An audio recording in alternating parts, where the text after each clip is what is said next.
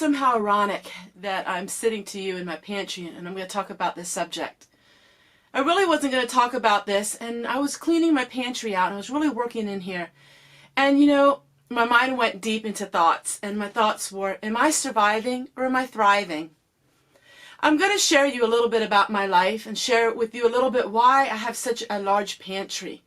And I think you're going to come away with this video and an understanding about prepping and about thriving or surviving. It's hard not to reflect on my life when I'm sitting in here, because so many years ago, 10 years ago, my life was so different. And although I always loved canning, I did it for a hobby. One of the #1 things that people say about me and my channel is when I have my pantries. #1 is, you're a hoarder and you have a problem. #2 is, oh, I love your pantry. It's so beautiful. Oh, I wish I had one. They're two complete opposites, from hoarding to saying how it's beautiful. I want to share with you a little bit. So a little over 10 years ago, when my life changed drastically, and I share with you my story, how I went from riches to rags.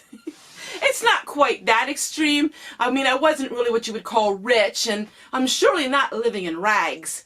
But I shared with you how I lived a life that pretty much I could do whatever I pleased. You know, if I didn't know what to make that day at the store, we went out to eat. If I didn't have food, we went and bought whatever we needed. It was nothing for us to go once a week and spend $200. We bought all kinds of things. And while I loved canning and things like that, I did it more for a hobby. I didn't do it for survival mode. It's so different, my life now. And a lot of people have said, well, now you're just punishing yourself, Tessie, because you lived a life that was affluent and you feel bad about it. They just don't get it. And so today we're going to talk about getting it. Before you think this is going to be sickly sweet, talking about how when life gets you bad, just smile and everything's going to be okay. That is my personality, but I understand the hardships and survival. There was a time in my life that I had to live survival, and I wasn't thriving. For me, each day I had to get out of bed and I had to push through that day. When we sold everything we owned and I had a hospital bill and I wasn't feeling very well and anxiety and panic attacks were just extremely taking over my body, I was at a point where just getting out of bed was survival. Looking in my cupboard and finding some old canned food that I had done on my days and my years when life was good only reminded me more of the constant hardship that I am facing now. I would look at that food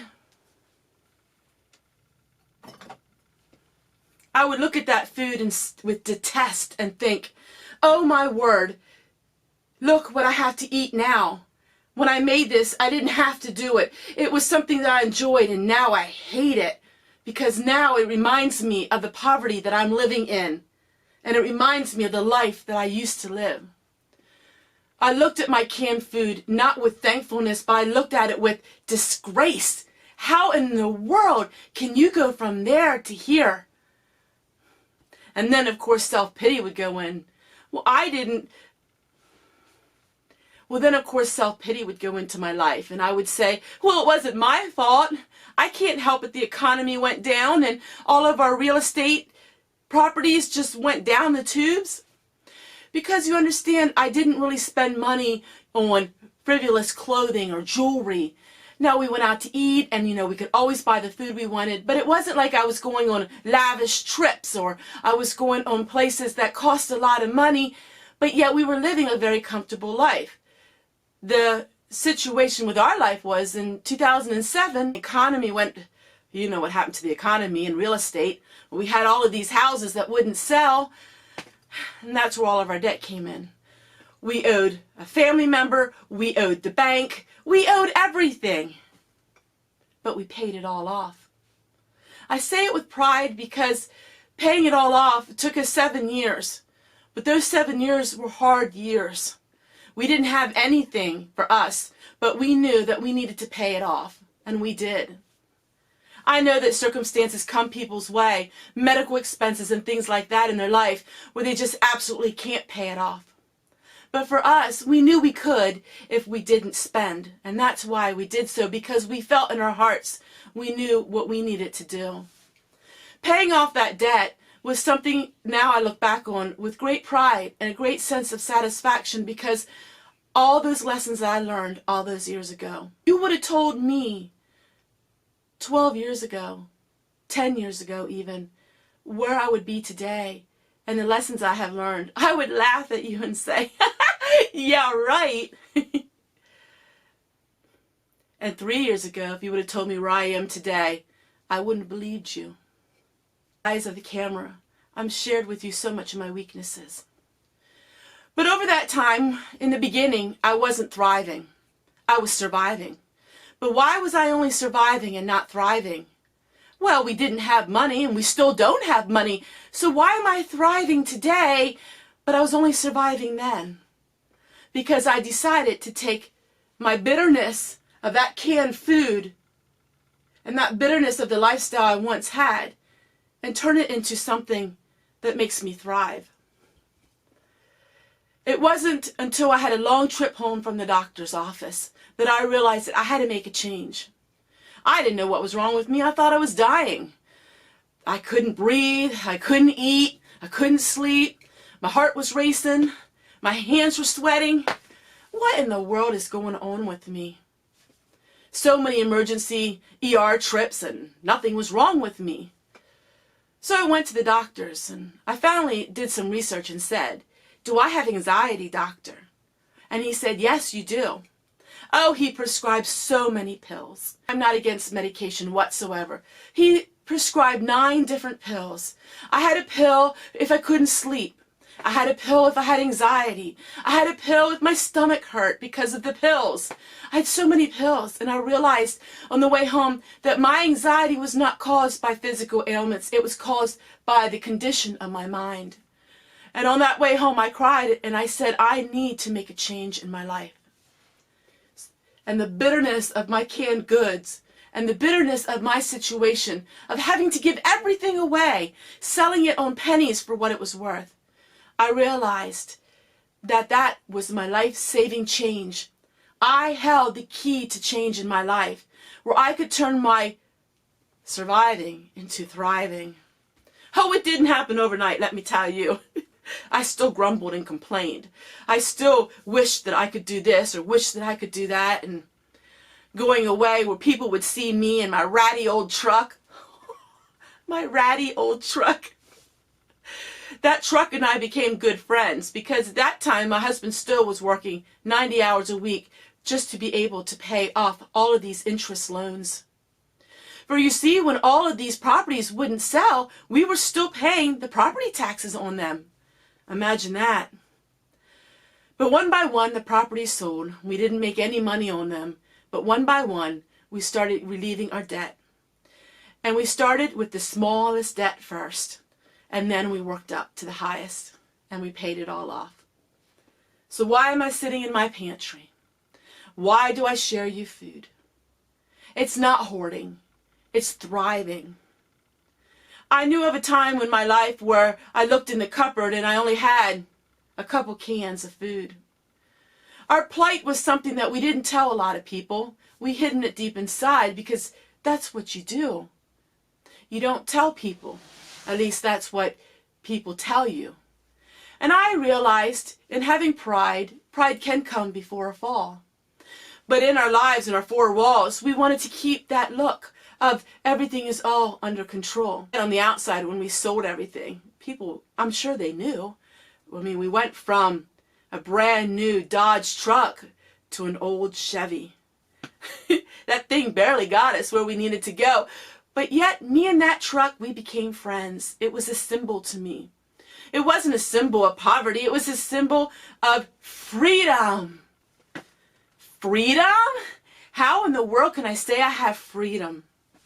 No longer did I go to bed at night and wonder, how are we going to pay this bill? How are we going to pay that bill? Crawled into bed, and before I'd fall asleep, I'd say, I don't have to sell this. I don't have to sell this. I don't have to sell this. I have what I have. I know a lot of people can relate with me. And I know some people have no idea what I talk about. When you look at food like this, 99% of this food was food that was going to be thrown away. Either I dumpster dived for it, or I got it at thrown away, or I grew it. See, now my perspective is different. I don't look at this and think about the lifestyle I used to have. I look at this and think of the wasteful lifestyle I used to have. And I see food with a price tag. I see everything with a price tag now. And I realize we have such waste in this world. And how can we make it different? How can we make it better? How can we change our perspective? How can we thrive and not survive? A lot of it is our mentality. I understand realistically, like my husband would say, poverty is a fact. But I say poverty is a state of mind. We're always going to be disagreeing on that. He understands my point of view. Woman, I understand my point of view, and as a man, he understands his. But I think he's starting to see that you can thrive on having less. And it is a mindset. You don't have to just survive in your life. You need to be proactive in your life. You need to reach out and find out. Look for things that you need. Find these things. It's not easy. But for the biggest thing for me was saying no to my pride and saying yes to being thriving. Do I ever look back on my old lifestyle and do I ever wish that I had things like I did then? That is a loaded question, and a lot of people ask me that all the time. I can honestly say when I look back on it, I do think about the times that I had an easier life. I didn't have to haul out water. I didn't have to live in watching my electricity. I didn't have to live with what society would say is living in poverty or living a poor life. I don't look back on that and wish I had it. Oh, don't get me wrong. There are times when life is hard here, and there's times where I'm physically am tired, and there's times that I think, oh, I just wish I had it easier.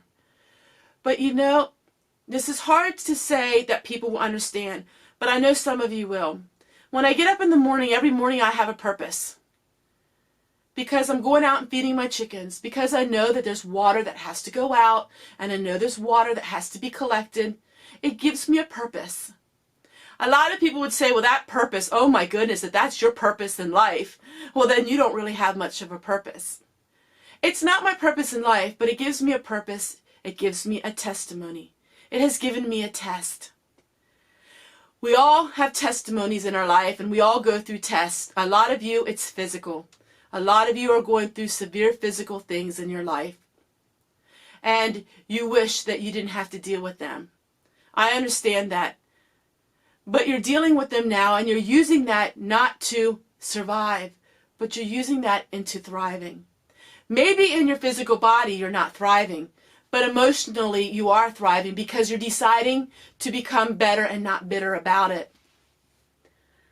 So my talk today is, how can we thrive and not just survive? For some people that comes easy. For other people it's hard lessons. Some people will choose to be bitter their whole life. And other people realize there's more to life than what you have. And there's more to life than what you own. And for me, I can look back and honestly tell you that I wouldn't change it. I wouldn't change it for the world. You know, I think about what would I do if I had that money now. If I had all that money now that got wasted. You know, if I had all that money now, what would I be able to say to you? What would I be able to do? What would I be able to learn? And what would I be able to tell you about what it's like to have real friends in your life? People that stay with you, or what it's like to have people that only wanted to be around you when they thought you were wealthy. Oh, that's another whole video. And how people that are wealthy in your life look down upon you because you don't have that. And so many times people that have wealth or have things, they can judge others who don't and say, well, I would have never done that. I would never have wasted my money on that. But you know, things happen to all of us.